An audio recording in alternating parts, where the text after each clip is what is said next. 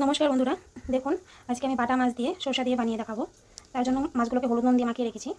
এখানে মিক্সিং জারে নিব সর্ষে, কাঁচা লঙ্কা, আপনার ঝাল অনুযায়ী নিয়ে নেবেন, একটু আদা আর 2-3 কোয়া রসুন।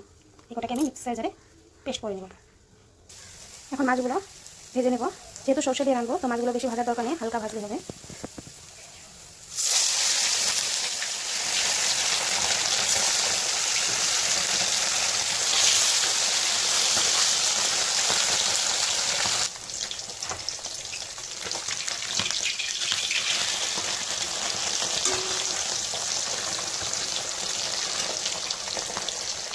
আমার মাছগুলো ভাজা হয়ে গেল।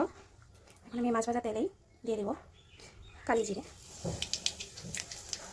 এখন দিয়ে দেবো পেস্ট করে রাখা সর্ষে পেস্ট।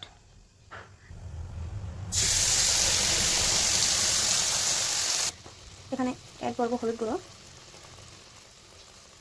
লঙ্কার গুঁড়ো আর লবণ।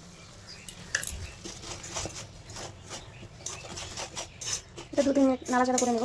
এটা তেল ছাড়া দিয়ে ওয়েট করার কোনো দরকার নেই। দেখুন মশলার কালারটাই চেঞ্জ হয়ে গেছে। এখন আমি এটাতে জল দিয়ে দিব। হলুদের গন্ধটা যাতে না থাকে এর জন্য একটু ফোটানো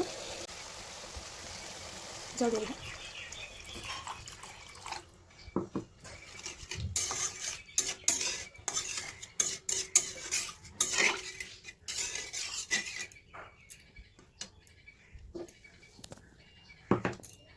এখন এটাকে অল্প ফুটতে দিই। দেখুন আমি এটাকে হালকা আছে 5 মিনিটের মতো ফুটিয়ে নিয়েছি। এখন এতে আমি মাছগুলো দিয়ে দিব।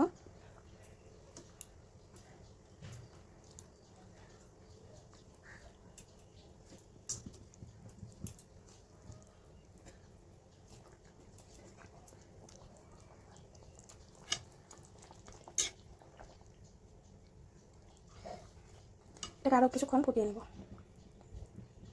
আমি এটাতে কয়েকটা কাঁচা লঙ্কা দিয়ে দিব। কাঁচা লঙ্কাগুলো কেটে নিয়েছিলাম।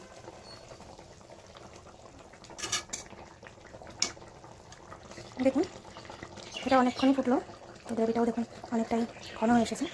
আমি এখন এটাকে নামিয়ে নেব।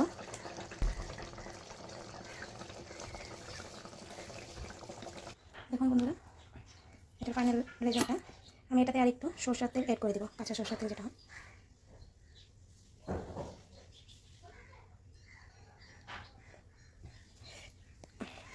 গরম ভাতের সাথে আপনারা অবশ্যই এটা ট্রাই করবেন, অনেকটাই সুস্বাদু হয়।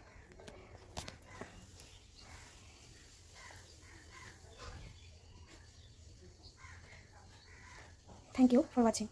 যাওয়ার আগে অবশ্যই একবার চ্যানেলটাকে সাবস্ক্রাইব করে দেবেন।